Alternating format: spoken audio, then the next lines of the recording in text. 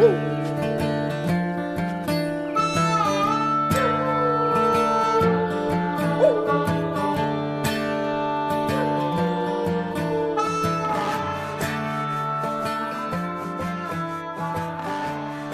everybody, welcome to episode 60 of the Go Get Outside podcast. This is your host, Jason Milligan. Welcome back, welcome aboard. As many of you know, much of Southern California is or has been on fire. It did impact us at Butcherbird Studios. Erica and I were in an evacuation zone, as was Butcherbird's Travis Stevens. But that fire has burned out, been contained, and we have all returned to our homes with no ill effects, thankfully. The location where this episode was recorded was in Little Tujunga Canyon, and it appears that that exact spot has probably burned at this point in time. And the Thomas Fire raging through Ventura is still burning and potentially impacting past guests and friends of this show. So we wish them and everyone else affected the best. On today's show, we will be speaking with outdoor Renaissance woman Amanda Kraft. We joke a lot about her padding her resume throughout this episode, but to give you a sense of what that resume does include, she is a canyoneer, equestrian, dive master, stunt repeller, paraglider, climber, mountaineer, exotic animal caretaker, airsoft gamer, caver, and all-around rad person. This show is not 4 hours long, so we will not be discussing all of those topics, but we do cover quite a few of them. But worry not, we do discuss bloodsickles and the great inspiration that is the Rescuers Down Under.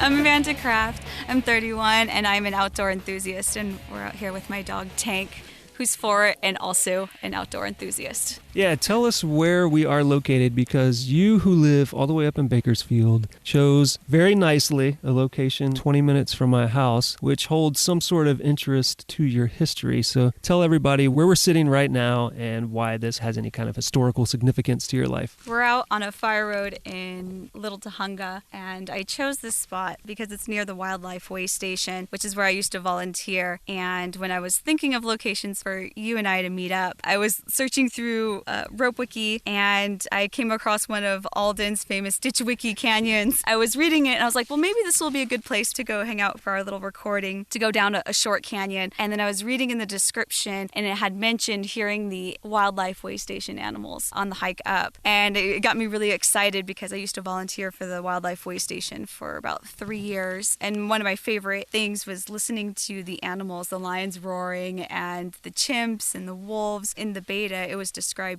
hearing those animal sounds. It got me really nostalgic for hearing that again. And since we've been here, we've heard the lions roar twice, so that was really exciting. Yeah, and we heard a bunch of wolves or something. So just to set the stage for other people who don't know who Alden is or what Ditch Wiki jokingly is, Alden is a mutual friend of ours and past guest on this show twice, who is traveling across the world right now for like the last year and a half. But he was notorious for wanting to explore anything that may not have been explored prior to him. Some people would say terrible, terrible places, and he would argue that they are not. Some people say Ditch Wiki because some of his quote-unquote canyons are glorified ditches. And we may be near one of those now. So what is this Waystation? Why does this exist? Why is there a place in Little Tujunga with chimps and lions and various other exotic animals in it? And how did you come about volunteering there? So the Wildlife Waystation, I believe it was founded in like 1973, and it was a place to give animals a home that couldn't find a home anywhere else. Anything from tired animal actors to research chimps, things that have gone through medical testing and now they're scientific testing on these animals and they have no other place to go, to people who thought it might be a cool idea to own a lion and they find out it's a bad idea. Where do these animals go after that? So the Waystation was founded to give these animals a place. I like that you said some people find out it's a bad idea to own a lion. Yeah. Every single person in that particular particular person's life already knew that, except for the person who got the lion and then later discovered, oh, it's a bad idea to have a lion as a pet. Right. So it was like this amazing experience where I got to clean the enclosures and some of the animals that were former pets that did have some sort of human interaction, they would allow some of the volunteers to work with the animals and take them outside, get them on walks so they're not just in their enclosures all day. All right. So you have to tell us, because there's one thing to feed and walk a dog. There's another thing to feed and occasionally help walk exotic animals. So tell us a little bit about that. Did you, for instance, go on walks with lions? We couldn't work with the big cats for safety reasons. Only the paid staff could work with some of the larger animals. They would let you start with the petting zoo animals, and you could work with goats and pigs and llamas and sheep and things like that. If you prove that you're a capable, conscious person to work with them, then they would move you up to like a next level animal, which might have been birds, reptiles. I worked with a porcupine. I used to walk coyotes. They did allow you to work with the mountain lions. Some of the wolves would be like your higher level animals and primates and things like that. But I got into it because I've always loved animals my whole life. When I was a kid, I was convinced I was going to be a vet. So I went to school and studied animal science at Cal Poly Pomona. Towards the end of my schooling, I was convinced I wanted to go work at a zoo. So to get that experience, I started volunteering at the Waystation to get my experience around animals. And how long did you say you did that? For 3 years. You were volunteering the entire time? That's quite a commitment. Yeah, so my weekends would be there cleaning the cages. I did everything from walking and working hands-on with the animals to being on enrichment teams. For like the lions, we had these things called bloodsickles,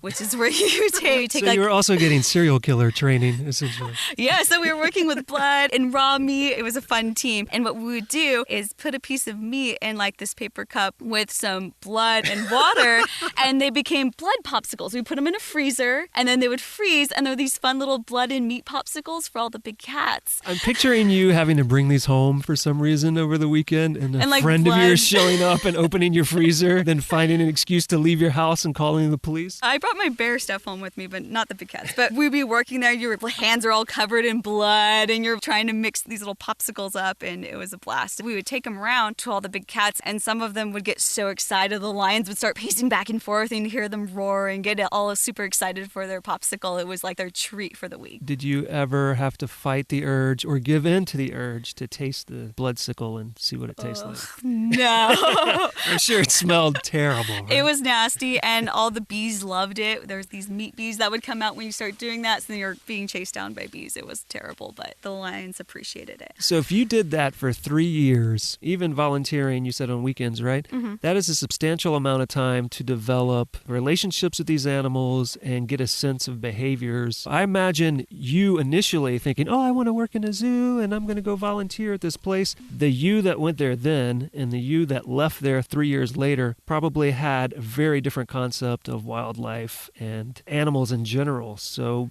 is that true? Do you find that certain concepts you have maybe shifted, or that you learned specific things that you didn't know beforehand? The biggest change for me was just my love of animals. Like when I was growing up, my favorite animal was a tiger, and I loved tigers, and I was obsessed with tigers. And then I came to the Waystation, I started, being around the animals, and then I found out I love lions. I love the personality of lions so much more than tigers. So that was kind of an interesting shift in the claim of my favorite animal. And I went there and I was like, lions are way cooler. They're more social than I thought they were. Yeah, so tell us about the personality traits that you learned about from the lions. What did you learn that made you like them so much? They were more dog-like. They seemed to have more of a personality. We had this little game with two of the lions where I'd walk by and they'd start stalking you and they'd start crunching down and they're hunching over, and then they would try to pounce and scare you. And the tigers, I guess, were a little bit more standoffish. So what you're saying is the thing you liked about the lions is that they were actively trying to devour you, but there was a fence in the way. Yes.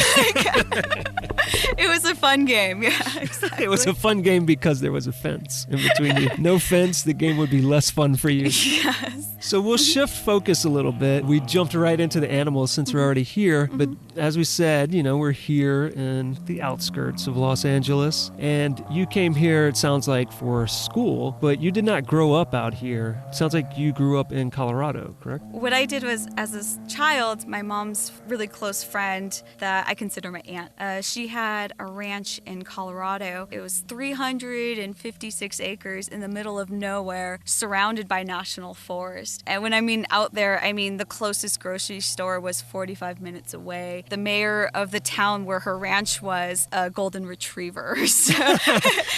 It's funny. Idlewild also has, it might even be a golden retriever as its quote-unquote mayor. Yeah, so it was out in the middle of nowhere. I think that's where I first got my love for the outdoors, was every summer for a month. We would drive or fly out there, and she had a ranch with 14 to 20 horses. I would just run out there. I would get to work with the horses. She would take me riding. And in the afternoon, I was basically turned loose. I would go hiking and see you later. And I would just go run out into all the land just by myself, exploring around, hiking around. From a young age, I learned how to just be outdoors by myself. So you grew up in California, but you spent the summers in Colorado, which is sort of an awesome setup because that meant you got to be in Colorado when it was survivable. And then when winter swept in, you got to leave and go back to Los Angeles where it's warm. It was nice. And the ranch was at 9,500 feet of elevation. So that was my first experience in the high altitude too. So I'd run around and be like, gosh, I'm so tired. I don't understand. Like, why am I so out of shape? And I just didn't really understand the elevation at the time. But yeah, it was always nice, except for the summer storms. Like, because of the elevation, the weather would change in a minute. And one time I went out hiking in shorts and a t-shirt. Then all of a sudden it was thunderstorms and lightning, and I'm getting under some trees for shelter. And my mom comes out on an ATV trying to look for me as I'm hiking around in a storm. And is that where you started getting into equestrian activities? Yes. So that's where I first learned how to horseback ride and get around horses and have that experience. But yeah, we would go on trail rides up through the mountains. My aunt taught me all about horses. And then one of her horses on the ranch had an eye tumor, and she had to have that removed. She said that the horse couldn't be at elevation anymore. So when I was 16, she kind of gave me that horse as a 16th birthday present. I started riding from there. And the horse I got, she was a 2-year-old and not well trained at the time. So I got to learn about breaking horses and teaching them how to be under saddle and bridle. That's where I kind of learned training horses. Got my first few jobs working as training horses after that. If she gave you that horse, did that horse remain in Colorado for the rest of the year, or did that horse come back to California with you? It came to California. So that was a big responsibility that you inherited. Yes, I was so excited. We had the horse shipped out here to California, and I still have her to this day. She's about 17 really? now. Oh, nice. She was born in 1998. When I was a kid, I remember her when she was a tiny foal. Now she's 19 years old, and I still have her. And is she up in Bakersfield with you, or is she somewhere down here? She's in Southern California, out in the Inland Empire at my parents' house. They have horse property, so they have my 2 horses on their property. So whenever you come down to visit, you can run by and ride your horses and then leave all the responsibilities with your parents. Oh, yes. I know. My dad kills me. He reminds me every day about how I did that. I would love to have them in Bakersfield. I really would.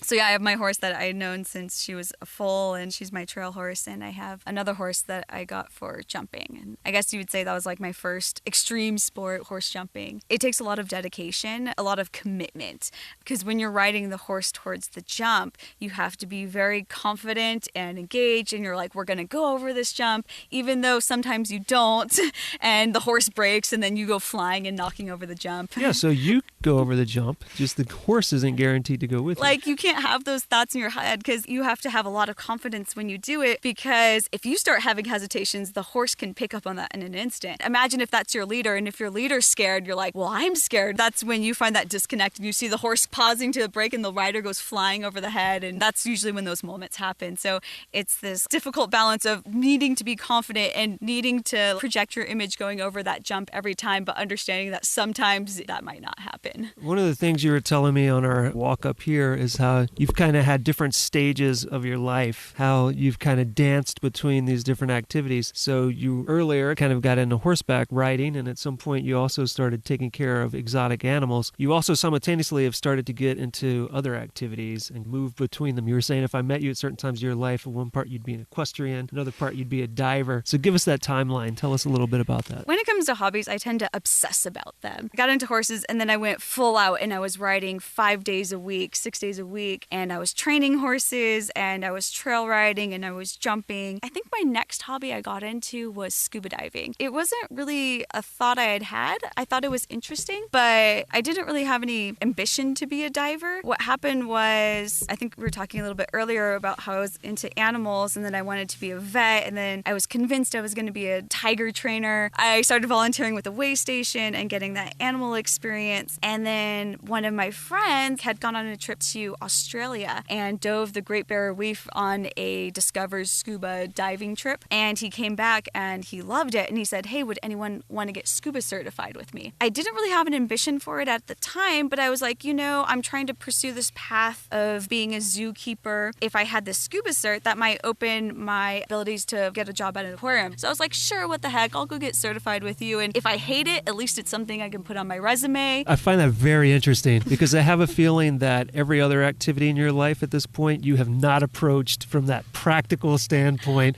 of this is something for my resume. Right. It was a completely unique experience. It wasn't something I expected to love. And I didn't have any ocean experience prior to that. It was just everyone going to the beach on the weekends and swimming a little bit in the surf, and that's about it. So I didn't know what to expect. We went to the pool, we did our training. The first time I got in the ocean, I was scared. I jumped in there, and then I remember I put my mask on and I put my face into the water for the very first time, and I could see the fish and the kelp, and I instantly fell in love. I just squealed. I was like, oh my gosh, this is the most amazing thing ever, and my love affair went from there. Where did you get your certification? Through Eco's Scuba Diving in Culver City. Okay, yeah. I'm familiar with them. So where'd you do your certification dives? At Catalina. Like I said, I didn't have any expectations really when I went into it. I just instantly fell in love. And then I was full force scuba diving. I would dive weeknights. There's a club called Dive Vets at the Dive Veterans Park in Redondo Beach. Every Wednesday night, they would meet up and go scuba diving. And it was a fun social club. And sometimes we'd go diving, and if the surf looked bad, then we'd just hang out in the parking lot, drink a beer, and hang out with really awesome people. And so I became part of that club. And then I just became obsessed, and I would dive weeknights every single weekend, and I was diving 3 or 4 times a week. Similar to horseback riding, I tend to just obsess and throw myself straight into anything I do. So were you entirely neglecting your horses during this? At that point, yes.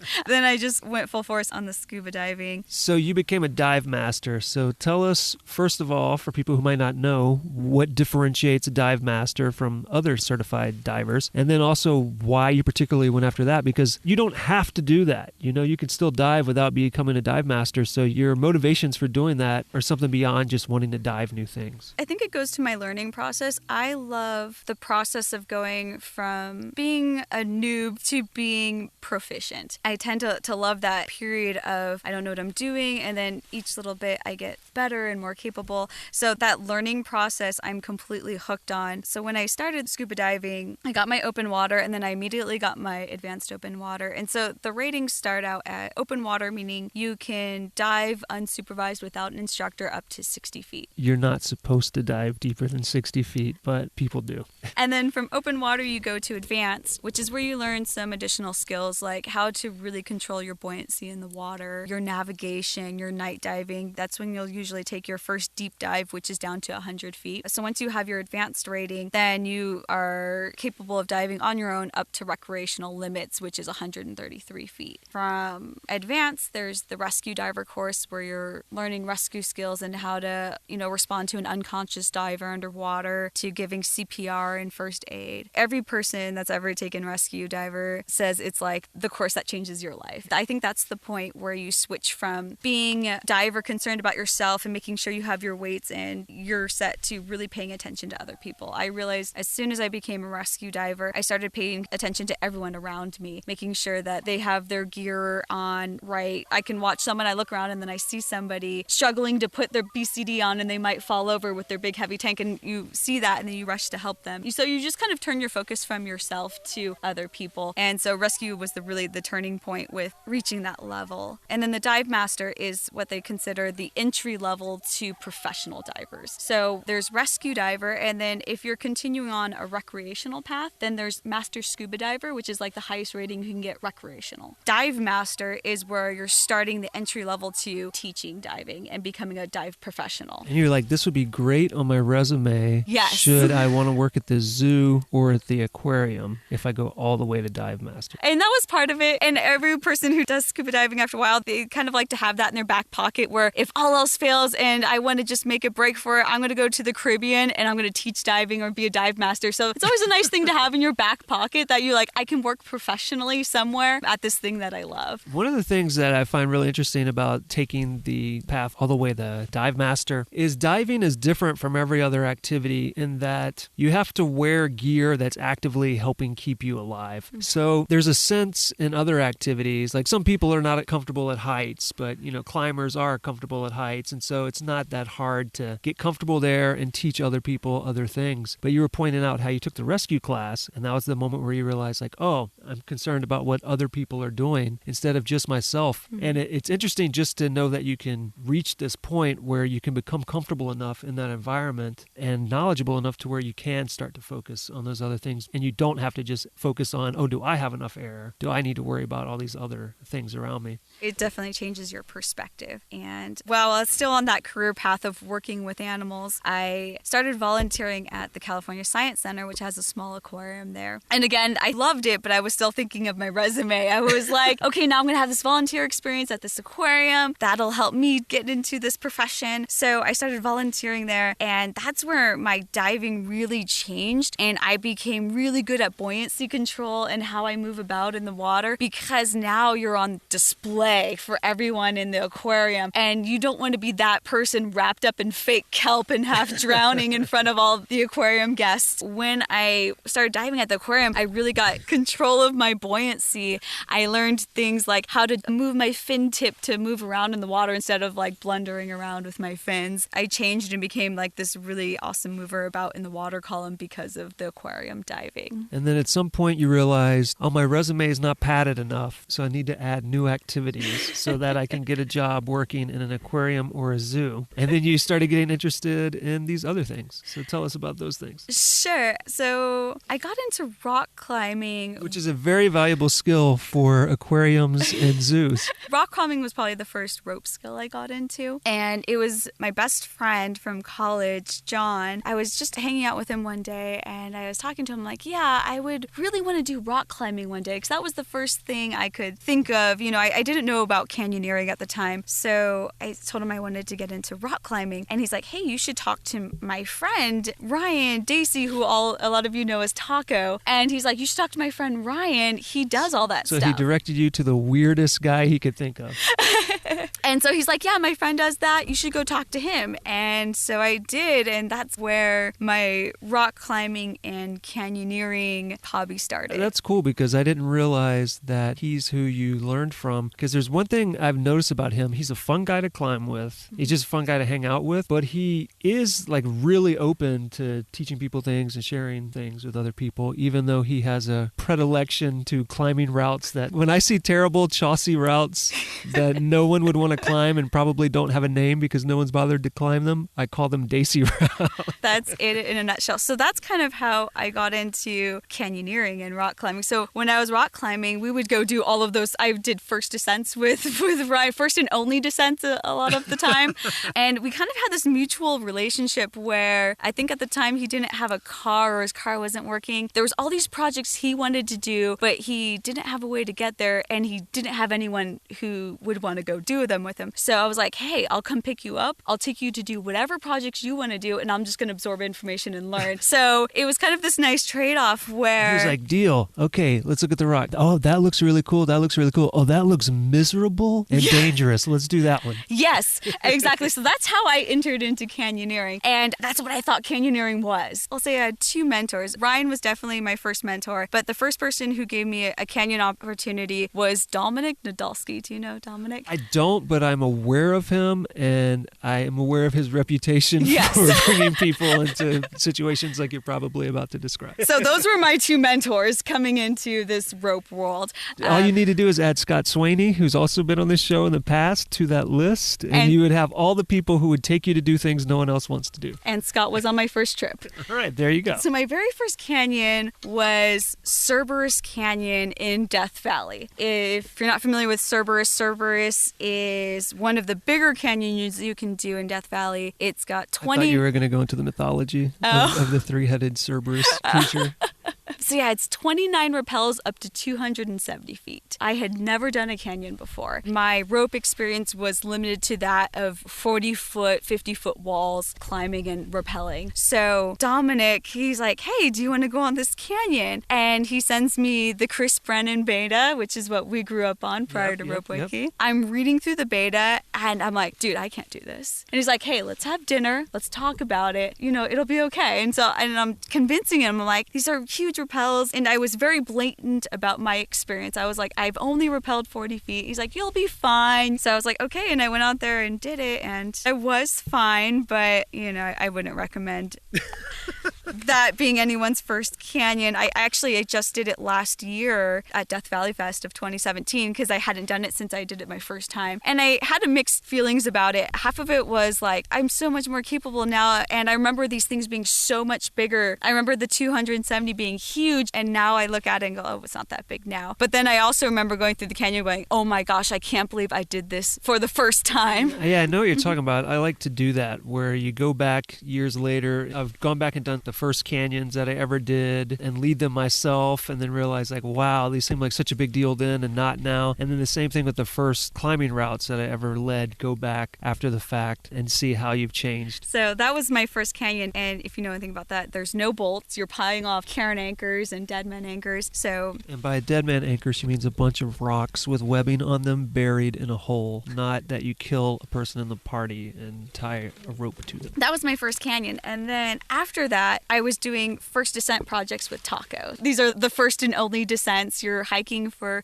17 miles, bushwhacking and getting covered in poison oak. And I just thought that's what canyoneering was. I had Cerberus, which was a massive canyon, rappelling off rocks, to bushwhacking through the San Gabriels. To me, that was just canyoneering. I remember my first canyon I ever did with bolts terrified me. I looked at these tiny little pieces of metal and I was like, that's not going to hold me. What is that? Hilarious. And so I was actually more worried about... Can't we just build a Karen anchor right here? Yeah, I was like, the massive rocks or trees, that made sense to me. But I looked at these tiny little metal pieces just sticking there on the side of the rock and I'm like, what is that? That's not going to hold me. And so I was terrified. So I came into it backwards. Can we appreciate for a moment? Have you had poison oak? Oh, yeah, absolutely. Do you ever do the thing in the shower where you turn the water on super hot? It feels terrible for a second and then it feels great and then it just goes back. Yeah, it's like this oak-gasm. Poison oak is awful and terrible, but there is one amazing thing about it is if you scald yourself, which I don't recommend, but super hot water or with the hairdryer, the super heat, it gives you this fun pleasure all over your body and it feels so great. And that's how I could judge how my poison oak was healing is when the hot water became hurt and painful and it wasn't amazing anymore. That's what I was like, oh, okay, finally my poison oak is healing up. I've been very lucky in that I've only gotten poison oak a few times, but I definitely, as they claim, you get more susceptible to it. I definitely have gotten it a little worse each time. Yeah, that happened to me. That seemed to be my progression as well. As the first few canyons, I didn't notice it. And then as I went along, I've gotten it head to toe before. The worst that I've had it so far was after doing Upper Salmon Creek up near Kernville. And we had to hike through a bunch of it. And I had it in my armpits, on my arms. But thankfully not worse than that. Now, to change topic a little bit, but not entirely, since we're still talking about canyoneering, you mentioned having a breakdown, doing something you weren't prepared for. So far, you mentioned doing something you technically weren't prepared for, which was Cerberus, and coming through just fine. So I'm very curious to hear about what was beyond your skill level if you were able to get through Cerberus as your first canyon. It was more,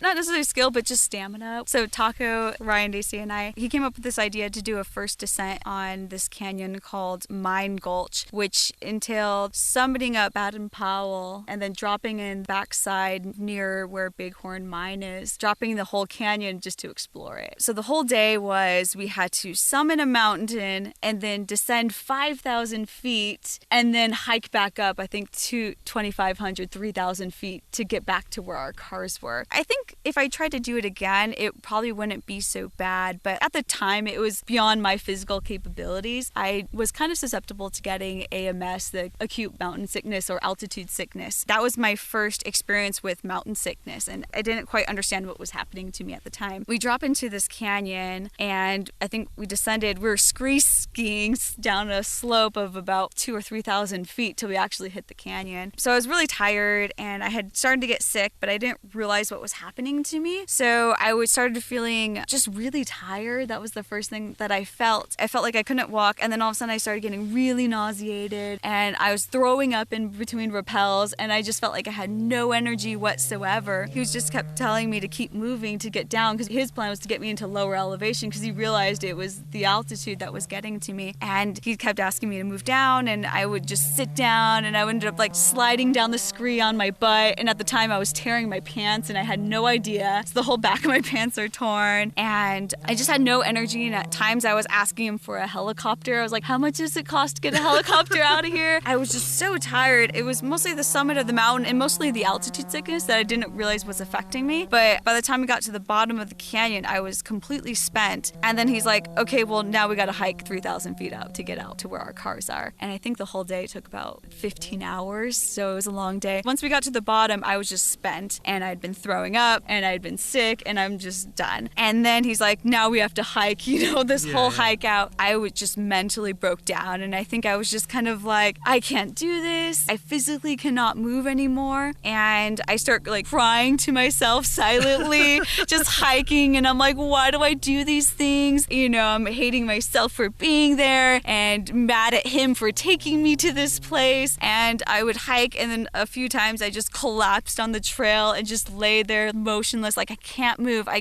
The funny thing was, every time I said like I physically cannot move anymore, I found I could take a step and another step. Each time I was crying and mad, and I said I was never going to canyoneer again. Each step, and each time I said I couldn't, I found that I could. By the end of that day, I was exhausted and I could barely walk because I had work the next day. So I think that was half of my motivation to get out of the canyon. Because you were very dedicated to padding your resume and making your career choices come true. But yeah, I was such a diligent worker. In my head, I was like, oh no, I can't be late, because I was in no cell service and no one would know where I'm at, and they'd be worried about me. So I was like, I have to make it out tonight.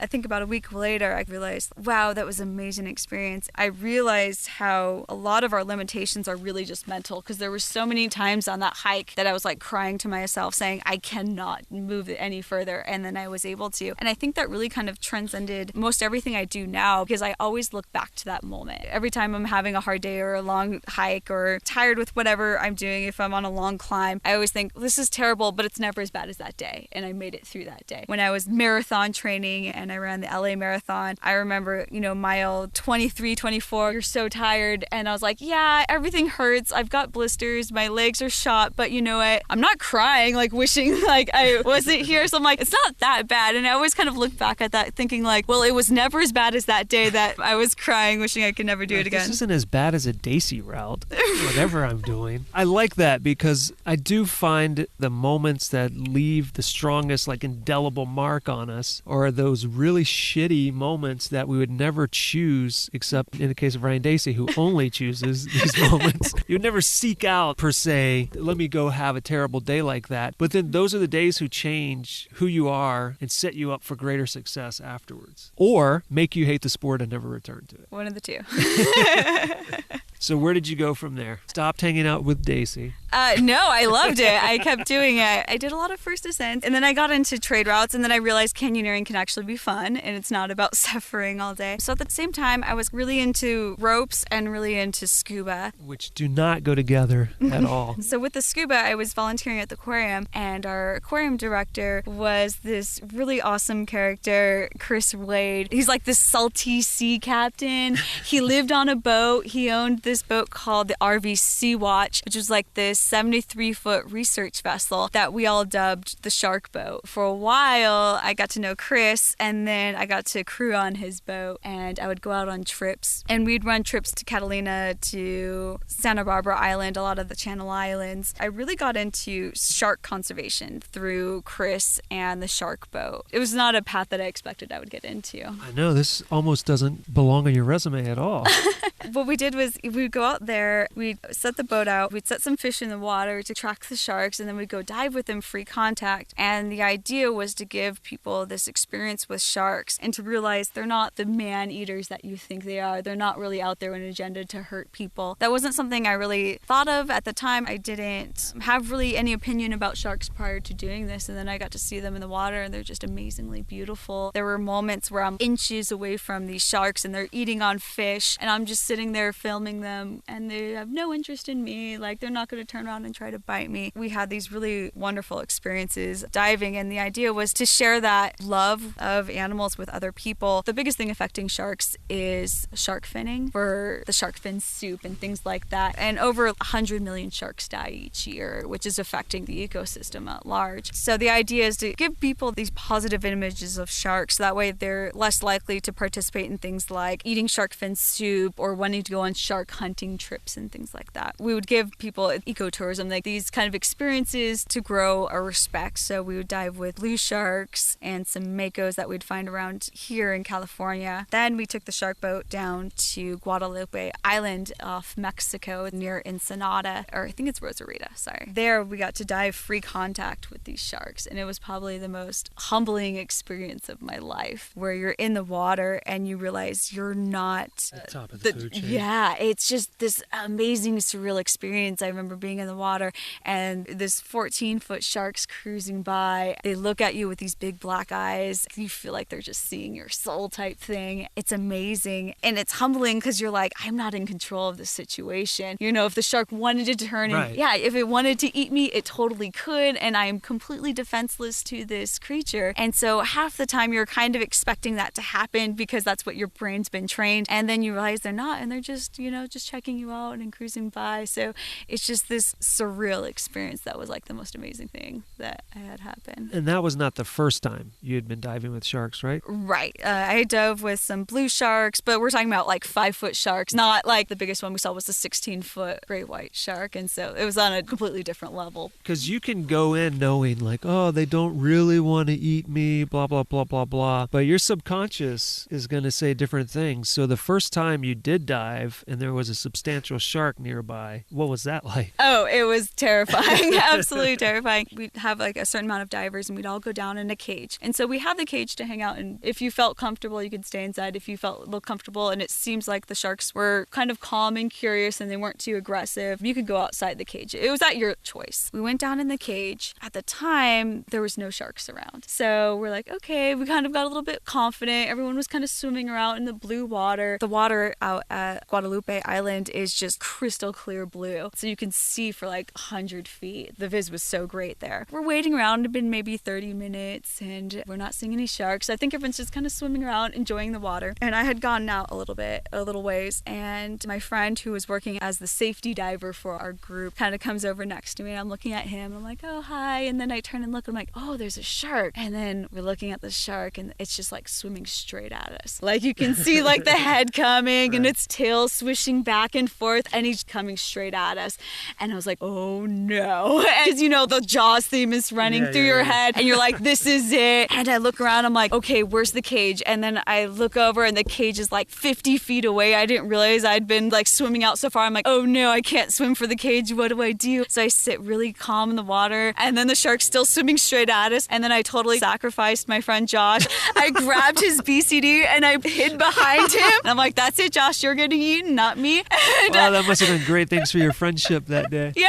And so I hide behind his BCD and then the shark comes up and then at the last minute he just kind of turns and just swims on his merry way. And I'm sure the shark had no ill intentions, but he had no idea that I was freaking out. That shark had no ill intentions, but still managed to end your friendship. Yeah, so that was one of the most heart-pounding moments of my experience, was just seeing the shark swim. And it's so great because I have a little footage of that. And it's just amazing. You can see him swim straight at us. It was really neat. Yeah, I think the largest thing I've ever swam with is manta rays in Hawaii. And there's something a little intimidating about them. And I'm not a person that is like oddly frightened by sharks or the ocean or anything. But I do think if I was diving and a shark approached, I would have to fight that panic reflex. Because as you were saying, they are in complete control. You're in their environment. You're a clumsy oaf. And they're an elegant killer beast that can do whatever it wants at that point. And it's amazing that they don't. I know a couple shark conservationists out in Hawaii. It's a couple, Ocean and Juan. They're amazing photographers and strong free divers. Ocean's like this beautiful model-looking woman, and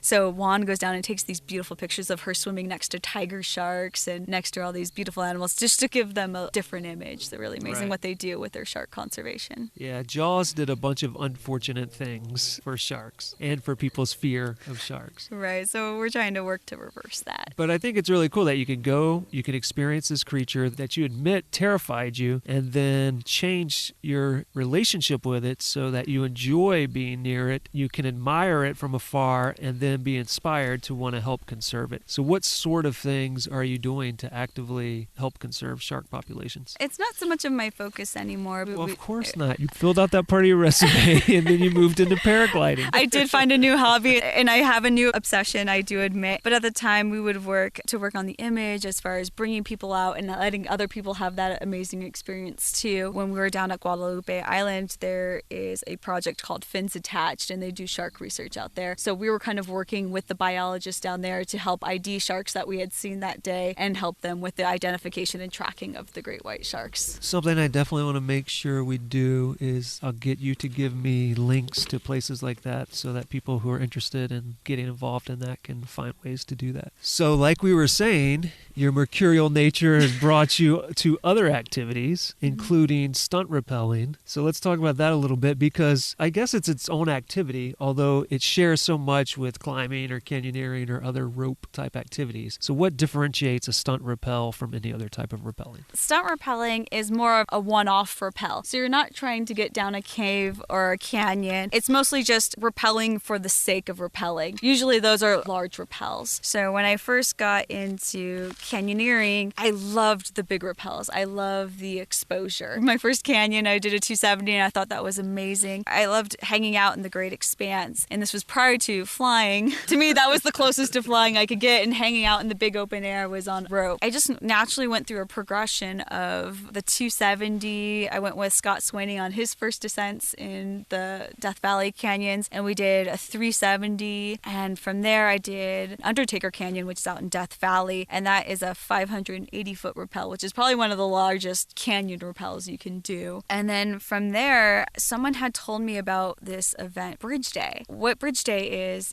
in West Virginia, there's a bridge called the New River Gorge Bridge in Fayetteville. Once a year, it's always the third Saturday of October, they shut down the traffic to the bridge and they allow people to base jump and rappel off of it. So it's this really fun festival. Last year was about 80,000 people who come out to this event and they watch the base jumpers and the rappellers. And so we get to do an 850-foot rappel off this bridge. I had heard about it and I was like, I have to do it. I didn't know anyone who did, and I tried a few contacts with no luck. So I pretty much just made my own opportunity, and I emailed the event organizer and I said, I know you have to be on a team to participate, but how can I get in here? And here's my rappelling resume and what can I do? And so I literally sent them a video from Widowmaker, the 580-foot rappel. I listed all my experiences and I was like, how can I get on board? And they said, wow, this girl has a lot of experience creating resumes. This is the nicest rappel resume and only rappel resume we've ever received.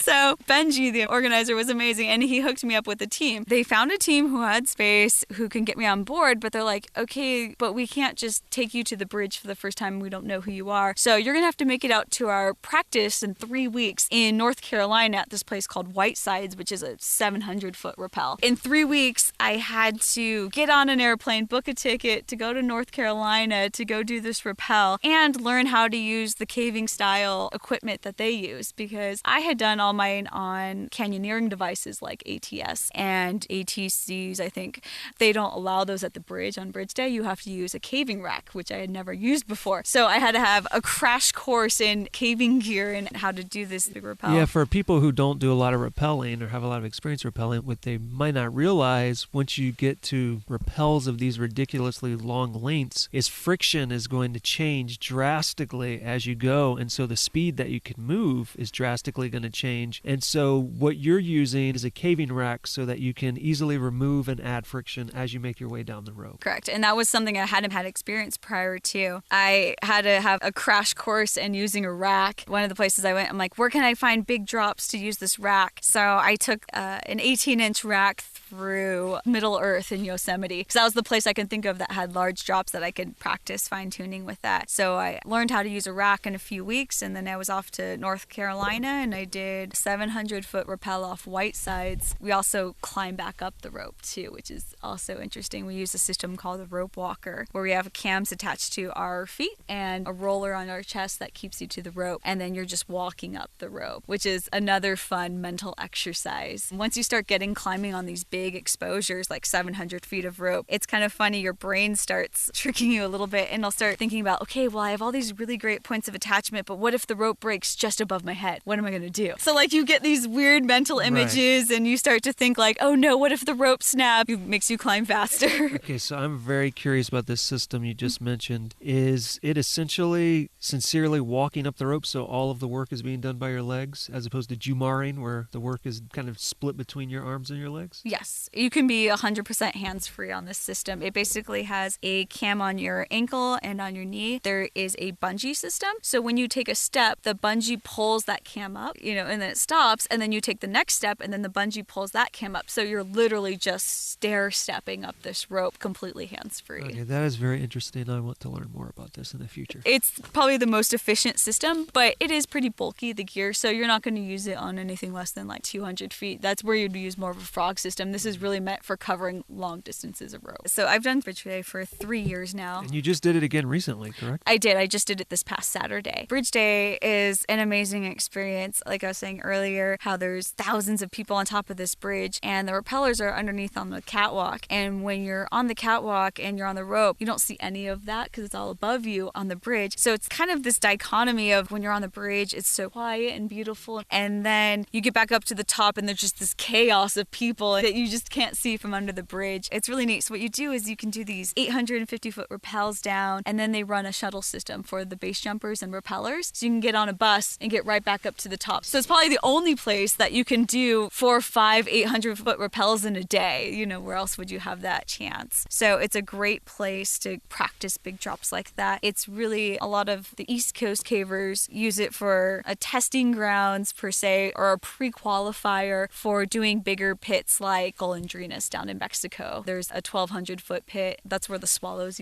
come in and out. Nice. And it's 1,200 feet deep. So usually people use Bridge Day as like a predetermined for doing these larger caves. But you said 850 feet still not high enough, 1,200 feet still not high enough, and at some point you decided, hey, let me get a rope that's 3,000 feet and wrap down El Cap. Yes. Tell us about that, because 3,000 feet of rope is very bulky and heavy. I have this obsession with learning and what's the next step and where can I go from here and what's the bigger thing. So, I did the 270, then I did the 370, and then I did the 580 on Widowmaker, and I was like, what's next? And I said, Bridge Day's next. And so I did the 850, and then I was like, wow, this is it. And then I heard the teams talking about rappelling El Cap, and I'm like, wait a minute. And then they're like, yeah, it's a 2,650-foot rappel. And I was like, I got to do it. What area are you wrapping down? Like, which climbing route would it be? Because it's not the nose if it's that short in comparison. It's near the Dawn Wall. Okay, so it's on that side. It's not right on the edge of the nose, but it's on the side, but near the Dawn Wall. You kick Tommy Caldwell off the wall as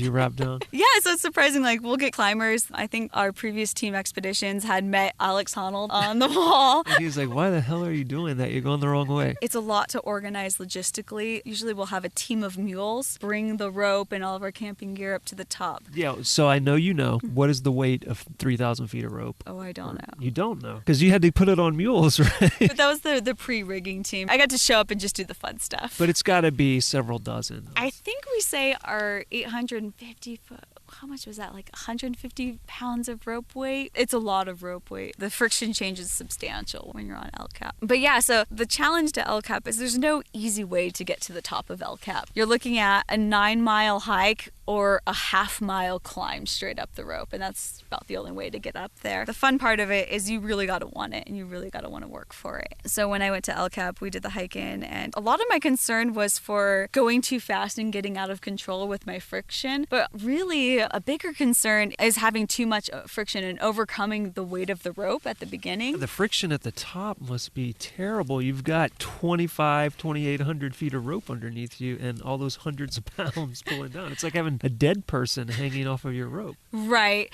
So we would use a 5-to-1 haul system to create enough slack to feed it into your rack. So that's how you would get on rope. So overcoming friction is actually more the concern really than getting too little or coming out of control. So if my El Cap rappel was a little bit long the first time I did it, it took quite a while because I think I was so concerned about friction. I would start going down and then be like, oh, I'm going a little fast. I need to add a bar. And then I add a bar and then I come to a screeching halt. And so then I would have to like take a bar off and then start up again. And that whole process took a while. But the interesting part about El Cap was I think my brain couldn't fathom how big it is and how high you were. When I was on the edge of El Cap and I was looking down, I just looked down. I'm like, oh, it looks like Bridge Day. It's about, 800 feet. Like, nah, I've done this before. It's no big deal. 800 feet later, it still looked that way. That was the difference. It was like I'm rappelling for 10 minutes and I'm still 800 feet up, and I'm rappelling, another 5 minutes and I'm still 800 feet up. And then all of a sudden I'm like, oh, now I'm 800 feet up. It's like when you fall out of an airplane and it just feels like you're barely moving through space because the Earth is only slightly getting larger. There's some different challenges about El Cap. When you're on that much rope, if the wind starts picking up, you can get blown. You'll be 50 feet away from the wall, then you're 100 feet away from the wall. You're just all over the place. One thing I noticed too was most of the rappel is free hanging. There is one part when you saw that apron sticks out a little bit. You can touch against the wall a little bit. So when the wind's dead, there is a point where you can touch against the wall. I started doing that a little bit, so I radioed down for my bottom belay to tighten up to pull me away from the wall a little bit. And just the act of tensioning the rope created like a dynamic wave through this rope. And I start bouncing 15, 20 feet up and down.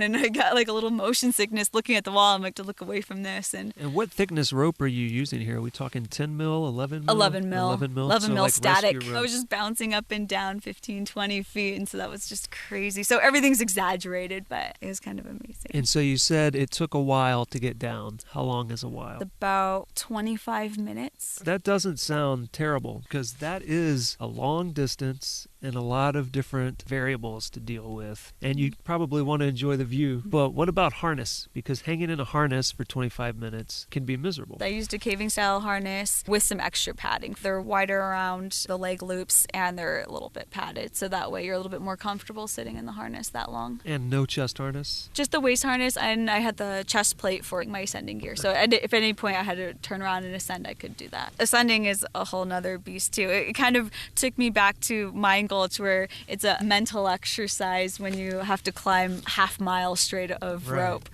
So when we did the climb, we did it at night because in the day, the sun's baking the rock and then you're just getting cooked from both the rock and the sun. So usually we do our climbing at night. It's a lot cooler. I did a trandem, which is 3 people climbing on the rope at the same time. I knew I was going to be a little bit slower than my teammates, so I let them start out ahead of me. So our first person got on rope around 11 p.m. and I think I got on rope around 11:30, and I basically climbed all night. The views were spectacular. You can see all the stars and shooting stars. The first 700 feet went by really fast, and I was like, oh, this is great. I'm going to knock this out in no time. There were some climbers on El Cap. We could see 2 headlights, and I remember they were up here, and I started climbing. You can see them slowly moving down where we're climbing at a much faster rate than they were. And they're like, cheaters. They're probably looking like, those people are amazing. How are they doing that? They probably had no idea we're on fast. They probably had no idea we were ascending on a rope. They thought you guys were going for the speed record in the dark. It was cruising along, and then all of a sudden, you start getting tired, and then my pace is slowing down, and I just start looking at the rope and my headlamp, and I could just see my ascenders just inching up the rope, and I'm like, I'm never gonna make this. It became a mental exercise, and I turn off my headlamp, and you keep climbing until you regret every life decision that brought you there. You're like, why do I do this? Why do I do these things? You're tired and exhausted, and everything hurts. You never think you're gonna top out. The top always looks forever long, and you're never getting closer. And I think I topped out about 3:30 in the morning, so it took me about 4 hours to climb, which is average to slow because it was my first time. But I remember after topping out, it was like just this amazing feeling of accomplishment, and then you forget all the pain, and then you're like, yeah, let's do it again. Some people say that's all childbirth is. I wouldn't know from personal experience. So at some point you decided, well, 3,000 feet's not high enough either, and going down and then back up a rope's not enough. What I really want to do is hang from a wing in the sky. So how did that come about? So flying, the idea of free flight has always been something I would been fascinated with. As a kid, even as an adult, I would go hiking, and if I see an edge, I always imagined flying off of it.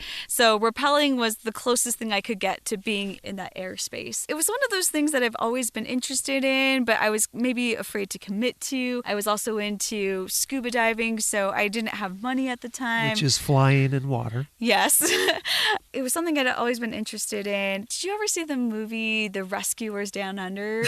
It was the Disney animated movie. Seen that movie. Okay, so you remember the scene where the little boy's climbing up to the top of the cliff to rescue the eagle, and she's tied down because the hunter had shot her, and he starts cutting the rope to free the golden eagle, and then she breaks free, and then he goes flying, he gets knocked off the cliff, and then he's falling, and then the bird swoops down and grabs him, and then the bird's flying around and flying him through the air. That moment, I was like, that's what I want to do. I want an eagle to take me on a flight and fly around in the sky and the clouds. That's where I fell in love with the idea of flight, was from this childhood movie. I have to derail us just for a second since we're talking about flying, and we have a kinship here, so I have to see how deep it goes. Are you one of those people who can fly in your dreams? Yes. Have you always been capable of flying in your dreams, like through childhood? Yes. Is it just a default thing that if you're dreaming, you can probably fly? Yes. All right, we're the same way. Now, here's the other question, because I'm always curious when people share this. All my life, I can fly in my dreams. Sometimes I'll have lucid dreams, and one time I decided to test it, and I said, is this reality or is it a dream? If I can fly, I know it's a dream, and then I couldn't fly, so I thought it was reality. What? But at some point in my child's mind, when I was very young and started flying in my dreams, my brain subconsciously created a logic for how flight works in my dreams, and I think everybody does that. So tell me how yours works. So I've heard people talk about like being able to swim through the air. It wasn't anything like that. It was just kind of flying like a bird. Like I could just stick my arms out and I just had that propulsion and I could let the wind go over me and I could have that flight. So I guess I flew like a bird where I just stuck my arms out and they were like wings and they could, give me that lift. That was kind of my flying sensation. Mine has always been kind of this weird combination of them all in that it's like a mixture of the swimming that you were talking about and momentum. Mm-hmm. So what I've always had to do is get a running start, and depending on what dream, that running start can vary from like 5 feet to like 50 feet. I get a running start to build up some momentum, and then I leap into the air. At some point, I could kind of just hover through the air. But a lot of times, if I need to change velocity or like direction, I don't so much swim, like I wouldn't place my hands in front of me, but I'd place them underneath me and push against the air as if I would push through the currents of the air and slide between them. For some reason, in my mind as a kid, that made sense, and so that's how it's been ever since. Mine was like a leaning motion. I think that's what it was. I think it says something about the subconscious mind of people and like their sense of logic. So I needed to find that out. So I derailed our entire conversation to talk about flying in the dreams. Yes. So now I will let you return to what you were talking about. Flying was always something I wanted to do. I just didn't have quite the means to do it. And then I just recently did. I always had a philosophy that like things were as dangerous as you make it. And then I get into paragliding. I'm like, this isn't safe at all. Every person I'm talking to has the story about, I broke my leg, I broke my back, and that's just kind of a part of it. And I'm just like, what did I get myself into? But it's still safer than base jumping or cave diving. Yeah, I talked to some base jumpers at the bridge on Saturday, and I told them about getting into paragliding. And they're like, yeah, one of my friends wanted to do that, but like that's way more dangerous than base jumping. And I'm like, oh no. Say that it is safer, otherwise Erica will argue with me that I'm not allowed to get into paragliding. So just agree with me that it is safer than base jumping. Oh, I agree. Those base jumpers are out of their mind. I got into paragliding. The first thing I found out is the air is way more textured than I realized. Like you see the birds and they're all just gracefully floating about and you think it's all smooth, but there's so much movement. It's so violent. The thermals, the hot air rising off the ground is so turbulent and rough. I find that like when you're on top of a mountain and then you have a cloud layer beneath you, it really brings home how much the air and the water have in common. Yeah, that three-dimensional space. Yeah, and just the currents and the motions. Like there are times you look at clouds and it looks like waves. The wind is similar to current, and then you have the turbulence. It's very much like water. The only hard part is like you can't see it, and that's a problem. Like when I'm out scuba diving, I can see the waves. I can see current by the bent over kelp. But flying, I'll just be flying along, and then all of a sudden everything's bumpy and turbulent, and I'm like, where did that come from? And I can't tell. So this is still very new for me. So I'm at that beginning process again, just like trying to eat it up as much much as I can. And it is a lot different. It's a lot more committing. Something that I both hate and love about it is you have to be self-reliant and independent. There's not a point when you're flying, you're like, oh, this is kind of scary. Can you belay me past this part? Right. You can't get a T-rescue like in kayaking or something. No one can help you. And I both love that and respect that because you have to be self-reliant. So the way the lessons kind of work is you're flying on your own and you have radio contact with your instructor. So they'll tell you how to turn and where to move your hands, and they'll kind of guide you through your first few flights. And then the more flights you get, the less radio feedback you'll get. So that's kind of how it works. So from day one, you're all on your own trying to fly. That's definitely a different dynamic, is not having the ability of anyone to help you. Everything is in the moment and you have to be constantly vigilant, or what they call active piloting all the time, that you're always paying attention. It's not like maybe you're on a climbing route and you're looking at this route and it looks really hard and you're like, hold on, can you give me some tension and let me sit here and think about it for a second? How am I going to get past this problem? In the moment when you're flying, if you run into some turbulent air or you take a partial deflation and something happens to your wing, you can't say, hold on, time out, let me think about how I'm going to react to this problem. You have to react in the moment, and it has to be accurate. So that's definitely a different aspect from the sports that I've done so far. Each decision has to be made in the moment and you have to make the right one. It's challenging in that regard, but I love it.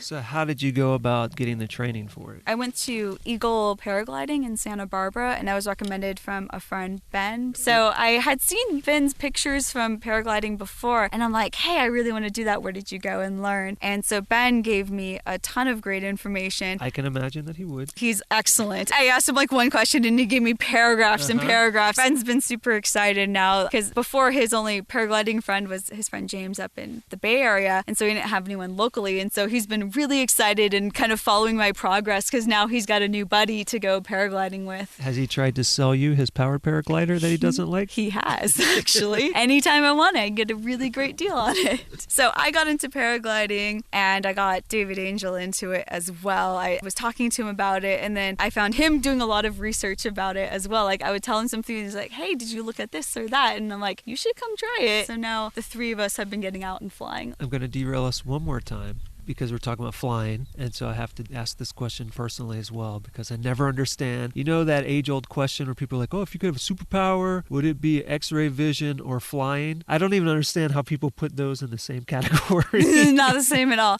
It seems like the most obvious answer. So I'm going to give you that dumb question that people ask. Which one of those would you pick? Oh, flying. Of course. That was always my superpower. I was not X-ray vision, I'm sorry, invisibility. Invisibility. Or yeah, not even right. in the same category. No. But no, whenever we had that question, your superpower, always flying. I cannot think of a single way that invisibility would be more useful or more enjoyable. I think I wanted both, only just so I could be invisible flying and then people won't bother me. Right. I think that was the only time I would choose that one. So we've discussed this wide variety of things, which began with you trying to pad your resume and then you finding, oh, these activities are enjoyable on their own outside of career goals. And then you've just kind of bounced from one to the other, sometimes holding on to the other, sometimes kind of focusing more on something else instead. What is it about these activities that draws you to them and makes you continue to pursue all of them? I love being outside. I know a lot of the cliche answers of why we get outside. A lot of people like to say is like, I like to see things that nobody's ever seen. That is the most common answer to why do you canyoneer? Absolutely. Right, and I absolutely agree, and I love the idea of exploring. I feel like I take it to a slightly different place, and it's not so much to see things nobody has seen, but more to get to places nobody can get to. And I do that distinction from growing up in Southern California, and you know how crowded it is here and congested, and it's so hard to just find a small bit of earth just for yourself. Everywhere you go, there's always somebody there. What really drew me to canyoneering was to get to a place I knew nobody else can get to. And for a few moments, I have this little bit of earth that's mine or my party's. No one's going to bother us, and we have it all to ourselves. And I liked that isolation aspect. So for me, it's about finding these places that I know, like, for, a brief period in time, like, it's all mine and no one's going to come, and there's not going to be these annoying hikers that are very loud and listening to their music or being disruptive and taking me away from that nature aspect and really loving the beauty that's around me. That's kind of the main reason. I also, as far as the outdoor adventure sports, sports. It just really brings me into the moment. When I'm out canyoneering and it takes so much of your focus, the day-to-day problems kind of disappear. Like, you're not worried about the stresses at work or what's going on in your personal life. You're just in the moment trying to problem solve and get through these situations. So I love how it just brings you into the now and away from the day-to-day stresses of life. Another thing I had mentioned earlier was about that learning process. Like, I love the process of going from a completely noob to being really great at something. So just learning and eating up all those skills, that's another reason why. Also, I kind of found as a kid, we're always just kind of finding where's my place in life and where's my niche and who am I and those sorts of things. And I was never really into competitive sports and being competitive against other people. But what I find about getting out in nature and doing these hiking and exploratory things is you're really challenging yourself. So I don't think of like getting to the top of a peak to conquer the peak. It's more about conquering yourself and what you're capable of. Yeah, all the things that you're saying are things I completely agree with, because I'm the exact same way. I never have been a big fan of competitive sports. I'm more interested in competing against myself and pushing myself than gauging myself against other people. I also 100% agree with you with the conquer. If there's anything you've conquered, it's your own shortcomings, because you are never, ever, ever conquering nature. Nature is allowing you to do what you did. Yeah. If nature doesn't want you to, you are going to lose that fight. As a kid and trying to figure out yourself and what your capabilities are. And, you know, most kids like lack a lot of self-confidence because you don't really know what you are or what you're about. So when I started getting out there in nature and I started hiking, and then I started doing these amazing things like rappelling and doing big jumps into pools and stuff like that, I find that I'm just like capable of so much more than I thought I would be. So every time I learn a new skill and every time I get a little bit better, if that's at stemming or rappelling, it really feeds to my self-confidence. Like, I become more self-confident and it gives you a lot more self-worth. I guess in like the day and age where everyone's talking about you have to have like this perfect image or something like that. And to me, it's like, it doesn't matter if you have your sunspots and you're 5 pounds overweight. My body can like get me through this canyon and these amazing technical places. And at the end of the experience, I go like, wow, my body is so amazing and it's imperfect. But like, I just go like, wow, that's so amazing, like what my body can do.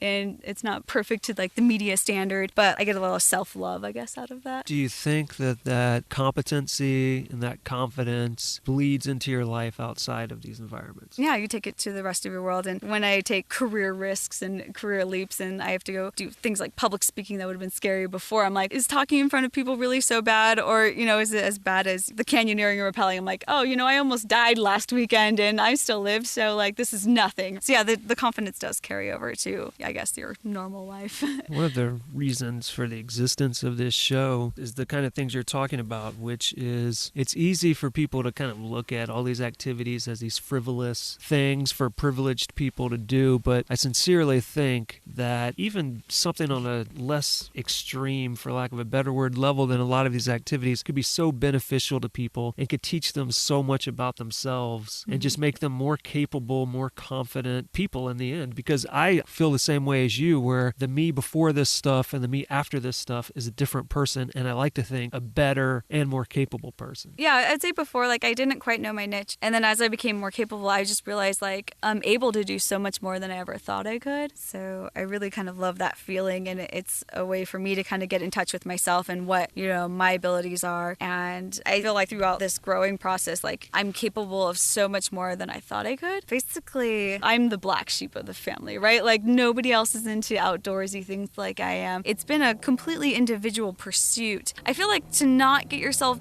too pigeonholed into an idea of this is how you have to be, if that makes sense. Yeah. When I start taking these risks outdoors and then I find out like, wow, I'm so capable of doing all these things, I feel like it can contribute to me taking risks and my, I guess, normal life, if you will, and understanding, you know, that risk-taking process. Like, I've definitely done that more with my career than I would have done before, you know. I think I would have played it more safe, but once I've engaged in this risk-taking process through my nature hobbies, it definitely led over recently into my career goals, where I have recently made career moves I may have not made before and really put myself out there. I always say that I think the main focuses of life in general in regards to everything is life is basically revolving around managing fear and managing risk. And what better way to learn how to do these things than to put yourself in fearful, risky situations and find out how to cope with those things, but then also how to sincerely manage them so that they're not that risky and at a certain point, not that fearful. Right. That's like the biggest misnomer. Like when my parents talk about me and what I do, my mom especially, she's like,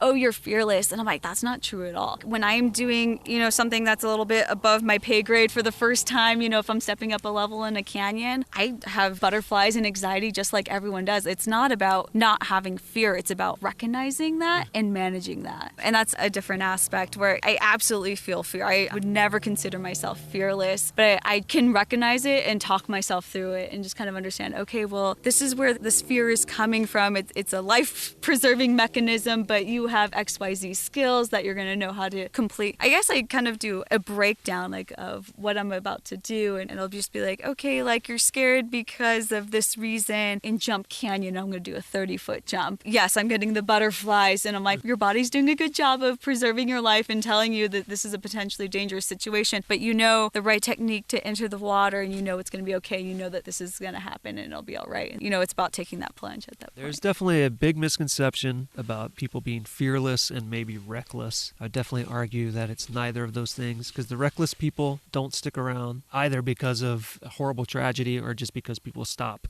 going places with them. And the fearless people don't exist. Yeah, that's a really good point on the recklessness. That's what they think too. The risk taking is so reckless. And I'm like, that's not true at all. I feel like I am so calculated and I'm so cautious. Like I didn't come from any special place, right? I was like the shy, super introverted, independent little kid, When I was small, like I really loved the idea of adventure, but it was inaccessible to me. So the thing that was accessible to me was like roller coasters because they were kind of extreme, but it was something I could participate in. So like as a kid, I loved roller coasters. I was obsessed with them, but I was also terrified. I never went on the big ones. I was super scared, but like I would play the roller coaster sim games and develop these roller coasters, and I was so into them. And I'd watch all the specials on the Geographic, when they do those documentaries about like the biggest roller coasters, and I was obsessed. So like roller coasters were kind of my first love in that regard, just because it was the first tangible thing I could reach out to as far as risk and adventure. It's funny, a lot of things that you've said during this show are very similar to things I'd say regularly or have even said on this show, because I have a very similar background where when I was growing up, I was aware of the existence of things like climbing and some of these other things, but they were not things that people I knew did. They were not things that were available to me where I lived. And there are things I thought were separate from my reality for people beyond me, and maybe things that would never be an opportunity to me. And it wasn't until I was much older that I found out otherwise, and then my life changed drastically from that point on. Yeah, my first taste into that, I guess switching over from the normal side to the adventures, thrill-seeking side, was skydiving. I did a tandem skydiving jump when I was 19, and I was in a sorority, which no one can believe because I'm totally not the sorority girl type. I would not have guessed you would have been in a sorority. I was in a sorority for a few years, and so there was a guy in a fraternity who was a skydiver.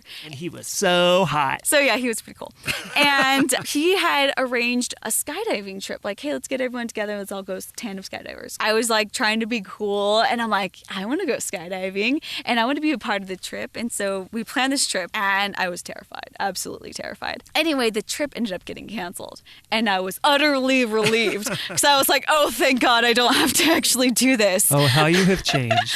But then, I'm trying to be cool, and I told my friend, I'm like, oh, I am so sad the skydiving trip got canceled. I really, really wanted to do it. I can't believe it. And I'm trying to play it off that I'm really cool. And he's like, oh, well, if you want to go skydiving, let's go tomorrow. He called your bluff. He did so hard. So he's like, okay, I'll be at your house at 7 a.m. We're going to go to Lake Elsinore. Oh, that's where I did my first tandem. Yeah. And so he was a skydiver. So he jumped on his own, and he's like, you can go tandem. And I'm like, shoot, okay, I guess I got to do this now. But the nice part was it was overnight, so I really didn't have any time to think about it. I wasn't too scared at the time. I was half asleep that morning, and I remember I wasn't too nervous until right in front of the door, where you're kneeling in front of the door with your tandem instructor behind you, and he's doing the 1, 2, 3 count off. And I think right before 3, I was like, oh no, and then he kind of rolled us both out the door anyway. So that was my first taste with extreme adventure and the risk and having to put myself out there. In that moment, moment of rolling out the door was really terrifying. And it felt totally different than what you expected, right? Absolutely. Like, I thought you're going to feel the feeling of falling. You don't at all. Yeah, you don't get that feeling in your stomach. It actually, in a sense, kind of feels like how I feel when I fly in my dreams, and that I just kind of feel like you're levitating. Yeah, you're levitating, exactly. and the earth is oddly getting larger, but very slowly. Yeah, it's tiny. So I wasn't really into the free fall portion. I had these really cheap, terrible goggles that kept sliding off my face, and then like the 120-mile-an-hour winds were just blowing into my eyes. So the whole time I was like fidgeting with my goggles, trying to make those work. The free fall aspect I wasn't so much into, but after the free fall, and we pulled the cord, and then we're flying with the chute open. Which is very similar to what you do now with paragliding. Yes,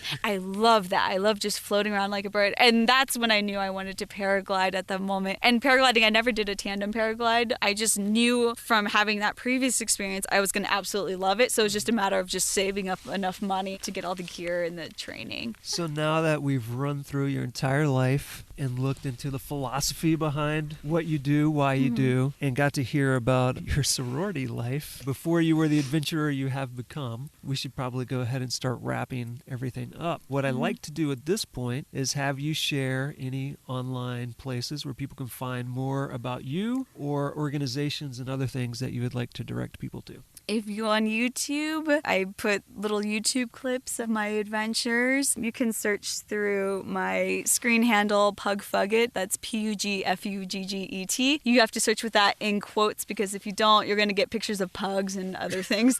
So you have to kind of put the quotations on each side to make sure you come up with my videos. Do you know offhand, say for instance, any of the shark conservation organizations or any of those other organizations you want to share? If not, I'll get those from you later and people will be able to go to the website and find them. But if you remember any offhand, you can share those now too. For the shark conservation, there's finsattached.org, and the rest I can get to you offline. So I'll definitely make sure to let everybody know where they can find those other things. And then the way I like to finish up the show is just leave it to you for any closing words, any final piece of wisdom you'd like to share with anybody, or just something that maybe we haven't spoken about yet that you think would be important to tell people. I've noticed with the canyoneering, in the recent explosion of canyoneering population that it is now, I find like with so many of my adventures, I tend to do them all solo. Growing up as a kid and having those times in Colorado when I was like running around by myself outdoors, I did a lot of soloing adventures. It's definitely different when you're running things by yourself versus when you're running things with a group of people. I feel like when I'm by myself, I am acutely aware of what's around me. As far as your surroundings and your capabilities, I kind of find people think when you're by yourself, it's more dangerous because there's no one there to help you. I kind of argue the opposite way, where I think groups are more dangerous because there's a certain false sense of security and complacency. Maybe distraction. And distractions. When I'm by myself, I am acutely aware of what's going on around me. When I'm, rigging an anchor, because I've done scuba and canyoneering by myself, there's no one distracting me. I'm just looking at the rigging. And so I feel like I pay way more attention to what's going on when I'm doing those things versus when you're in a group and a lot of people are talking and distracting you from what you're doing and you're not able to do those checks. And I feel like when you're by yourself, you're more acutely aware of that innate risk as far as I'm by myself and there's no one here to help me. So I feel like I'm very cautious and I'm careful about how I move and do things because I know no one's there to help. Where I feel like when you're in the group, you don't pay attention to those details. Do you carry anything like an inReach or a spot or anything like that when you go solo? I do have a spot that I borrow from time to time. Typically, I use a checking in, checking out system. I use a trusted friend and I'll say, hey, this is where I'm going. This is when I'm leaving and this is when I should roughly expect to be back. I usually try to leave a little bit of buffer time for self-rescue or, This is the absolute call out time. Like if you don't hear me by this time, that's when you mobilize the search party. So I use a check-in, check-out system with a trusted buddy. So Amanda says, stop having friends, go out by yourself only. It'll be safer for you. I think it's good for people to have those experiences to really understand what they're capable of. I would definitely suggest having solo trips here and there. Don't have to become a recluse like me and hide out. But I think it's a great tool to have that experience. Because I noticed when I started canyoneering, and this is kind of how a lot of people do it, you get out there and I became became a passenger to my leaders, and I just kind of observed what was going on around me. And I did that for quite a few canyons. And then I kind of came to the realization, what happens if something happened to my leader right now? What if they got hit by a rock and they got knocked unconscious? Like, what would I do right now? I think that's where I really changed as far as that learning process and wanting to get really good at the canyon is I realized, like, I can't trust that my leaders are always going to be there to take care of me. And so I think that's kind of what always has pushed me as far as canyoneering to always want to get better and improve, was to be able to be self-reliant. I kind of feel like any canyon I go into, I should have the abilities to get myself out of it by myself. For that reason, if, something happened to the rest of the party and I needed to go on and get down, maybe I'd be the person to go call for help or get out of the canyon. Like, I need to be able to do the rest of the canyon by myself. I kind of go into places with that mentality of being self-reliant, and I think that's kind of like an important skill, to not get too caught up in being a passenger too long. There was a bit of a message there, which is to become self-reliant and to make sure you're more than a passenger. I think self-reliance is super important in your canyoneering or any kind of experience. I think my overall message, though, is just to get out there. I'm so glad that I never grew up with any kind of roles, or like I was never like pigeonholed where girls don't do this or guys do that. And so I was always, when I was a kid growing up with my brother, he did karate, I did karate. He did soccer, I did soccer. I kind of like that. I was never forced into any kind of role or particular role as a kid. So that's probably why, I guess, when I grow up, I do so many, seems like male-dominated sports. It's because growing up with my brother, that seemed like the typical path to follow. But I don't know, I guess just not forcing yourself into a certain role and just kind of exploring anything that seems interesting to you. And one final thing to derail us, since we're at the end of the show. Since we talked about flying so much, and flying is an important part of my life and my belief systems, for your final word, I have to get your thoughts on this. How do you feel about caged birds? Caged birds. It's kind of sad, isn't it? It's terribly sad. It is. It is horrible. So my final words to everyone at home is, don't cage a bird. Don't take a thing that can fly and exist in the sky and do whatever it wants, and then force it to be stuck on the ground inside a tiny cage. That's your final message. Don't cage birds. Right. And you can take that as a metaphor if you want. All right. And with that, we will hike back down. We will follow the light from your dog's collar, and hopefully we'll hear more sounds of wild chimpanzees and lions and various other things off in the distance. Thanks for driving all the way down here from Bakersfield. I definitely appreciate you doing that, and good luck when you drive back, and thanks for being on the show.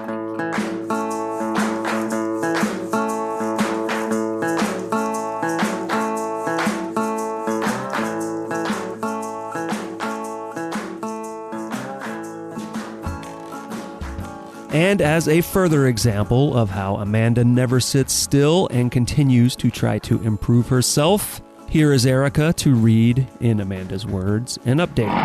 I signed up to take Emergency Medical Technician EMT 1 course for spring 2018 semester at my local college. I will be taking the night course in the evenings after work to better understand trauma care and have that knowledge and experience to assist others should an emergency arise, considering all the risk potential activities we engage in. That begins January 2018. Might have mentioned it, but I will be rappelling El Capitan again in July 2018. Also, the wildlife Waystation was affected by the recent fires and had to evacuate over 200 animals, but luckily they only had some minor structure fire damage and no animals or staff were harmed. And now it is that time to go to our website, gogetoutside.com/podcast, to look for this episode 60 with Amanda Kraft. And there you will find photographs, numerous photographs of her doing the things she does, and many links, her personal YouTube page, all the way to shark conservation, to diving, to flying, and many others as well. So head over to the website, take a look at those. And while you're at it, you may as well go ahead and contact us here at the show. Let us know what you like, what you don't. Go at butcherbirdstudios.com is how you can reach us by email. Or, if you prefer to leave us a voicemail, 818-925-0106. And please do your SRRSs. Subscribe to the show, rate the show, review the show, and share the show with someone you adore. The Go Get Outside podcast is produced and recorded by me, your host, Jason Milligan. This episode was edited by Griffin Davis, with additional editing done by me, and brought to you by Butcherbird Studios. Next time on the show, come back January 1st, New Year's Day. You've heard him mentioned earlier in this episode, and now it is time to hear from the man, the myth, the taco himself, Ryan Dacey. Come back New Year's Day 2018 and hear from Ryan Taco Dacey. See you then.